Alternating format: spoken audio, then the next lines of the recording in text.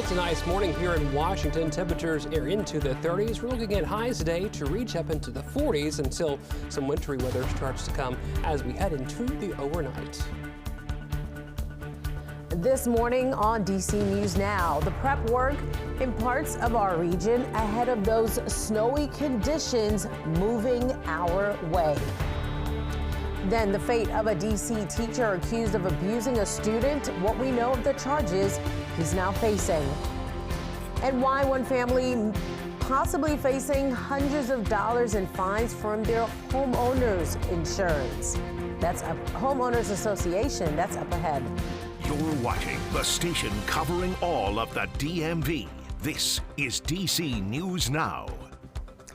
Good morning. Thank you for waking up with us here on DC News Now. I'm Tosin Fakile. It is 7 o'clock on this Saturday, December 13th. Let's get your weekend started with your weather and a live look outside. Looking pretty, as I'm guessing the sun is making its appearance soon enough. Towards the Washington Monument, the sky is looking clear, but snow is headed our way. Meteorologist Eric Bowen on the desk with me. Not a bad day today, but things change soon. It will change, especially as we head into the overnight hours tonight. Sunset, we start to see it along the Mason-Dixon line towards midnight. That's when it starts to come here into D.C. Things now relatively quiet, cloudy about. We're looking at temperatures at around 33 degrees. We're seeing those winds relatively variable at 6 miles per hour. The sun will start to rise at 18 minutes after the top of the hour. We're looking at, of course, what's going on. Mostly cloudy skies across the area. Relatively quiet for the most part this morning. Nothing too much. We do have, of course, that winter weather advisory in effect here for Washington. So we do have that to contend with here locally, but all in all, things are relatively quiet this morning. Back off towards the west into the higher elevations, they could of course see a little bit more heavier snowfall with that winter storm warning in effect. Temperatures around the region right now, they are into the teens, 20s, as well as the 30s. All right, Derek, thank you. Coming up on 7:02, crews in Arlington say they've treated main arteries, primary and secondary roads, bridges, and trouble spots ahead of the snowy conditions. Arlington officials say plows won't be out unless there's at least 2 inches of snow. But they say crews are on alert. And if we do see 2 inches or more, they activate the snow map, where they say you can keep up with where the plows will be and the snow removal efforts. A Department of Justice investigation into the district's police department finds crime statistics may have been altered. Washington Post reports a draft of the report claims outgoing Chief Pamela Smith created a, quote, coercive culture of fear that may have incentivized the alleged manipulation. The draft report is dated December 10th. It cited a review of thousands of police reports and interviews with over 50 people. It concluded DC crime stats were likely unreliable and inaccurate due to misclassifications, errors, and purposefully downgraded crime classification. But the report does not cite a specific example of Smith requesting a crime be downgraded to a lesser offense. It only states her leadership style enabled the alleged misclassification. If you remember, Chief Smith earlier this week said she'll be resigning at the end of the year. She didn't give a reason for her departure, but she did say it did not have to do with the recent surge of federal agents or National Guard members in D.C. A high school history teacher in the district is off the job, fired, accused of sexually abusing a student. He faces federal charges of recording the explicit acts with a 16-year-old girl. DC News Now's Yamarisa Say has the latest. Devastating. It's devastating. It's really shocking news, especially knowing that he had total access to kids. Parents of students at DC International School say they were disturbed to learn that high school history teacher John Gass is accused of sexually abusing a 16-year-old student and recording it. The Department of Justice says Gass allegedly climbed through the student's window at night on multiple occasions to sexually abuse her. Who knows what else he's done or who else he's harmed. According to charging documents, the abuse began back in March and continued through November. The document also states that in early November, Gass asked the student to be his girlfriend and told her that he loved her. FBI agents arrested Gass at his Maryland home on Thursday. I mean, it's a position of trust, and these are kids.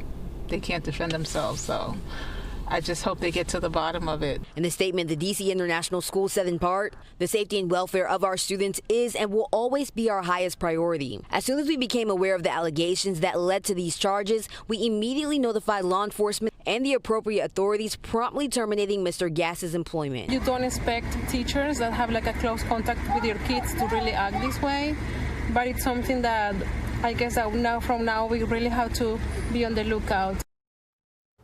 That was Yamarisa Say reporting. Gass faces child porn charges and coercion and enticement.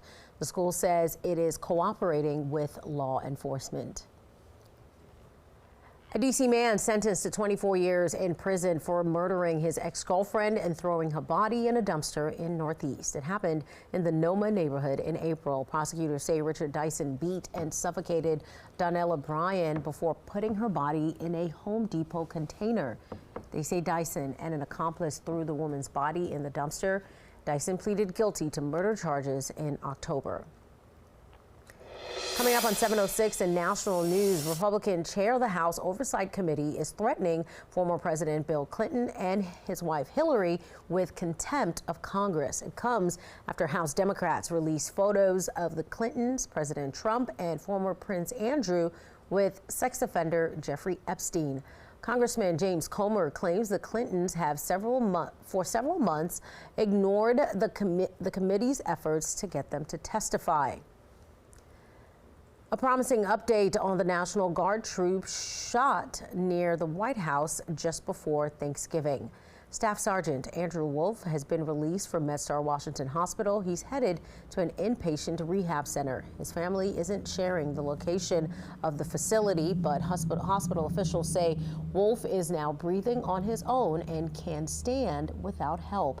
He's come a long way since being flown to hospital about 2 weeks ago, when officials say doctors took him into emergency surgery to relieve pressure on his brain and control internal bleeding. His parents in a statement thanked the doctors, saying, quote, "We know and appreciate the power of prayer, and we see the result of God working with and through these amazing medical professionals." This morning, hundreds of volunteers will lay thousands of wreaths at Arlington National Cemetery for Wreaths Across America. Trucks filled with holiday greens arrived in Arlington yesterday. You can volunteer to place a wreath and honor those who served on the Wreaths Across America website. That event starts in about an hour at 8 o'clock, and you can expect heavy traffic and delays in that area. Those road closures have already started. They started at 6 this morning, and they will stay in place till 2 p.m. And Wreaths Across America tributes also happening in Western Maryland today. Volunteers will visit Fairview Cemetery. Frederick Health organizes the event every year as a way to support service members and their families. Honoring veterans is part of caring for our whole community's well-being, past, present, and future. All of the veterans at Frederick Health remember their time in the service and remember that honoring the veterans who came before us and come after us is an integral part of being in the service. The event starts at 11 this morning. Happening this weekend, kickoff to Gay Men's Chorus of Washington, D.C. holiday show. The show is expected to be bigger and better with new arrangements of favorite holiday carols. You can still get tickets to this weekend's performances. Tickets start at $26. The Holiday Chair, that is happening at Lincoln Theater on U Street. A unique tour of Western Maryland museums starts today. Organizers in Frederick will highlight the venues with candlelight. There'll be demonstrations from early American times, living history vignettes, crafts, and tours of historic landmarks. Just get to go all around and just see these lovely, lovely buildings, old churches, old houses, old mills. Organizers say there will also be perspectives on Frederick's African American community. Well, it seems there's a lot going on outside today. Derek, what can people expect as they step out the doors this morning? Well, we're going to expect clouds throughout most of today, but the good news is about today, temperatures will eventually rise up into the mid 40s or so. But we're starting out with temperatures into the 30s, but with the wind chill, it feels more as if it were into the 20s. We'll have those cloudy skies throughout the day, but as we head in towards the overnight, that's when the more wintry weather begins to come. Starting out with a little bit of rain, then transitioning over to snow after midnight. So we're going to have to keep a close eye on that. Some light snow accumulation possible here in Washington, so do be on the lookout for that, especially as we head into tomorrow. We're looking at the wind chills right now. It feels like 28 here in Washington, 24 in Hagerstown. It feels like 16 degrees in Woodstock this morning.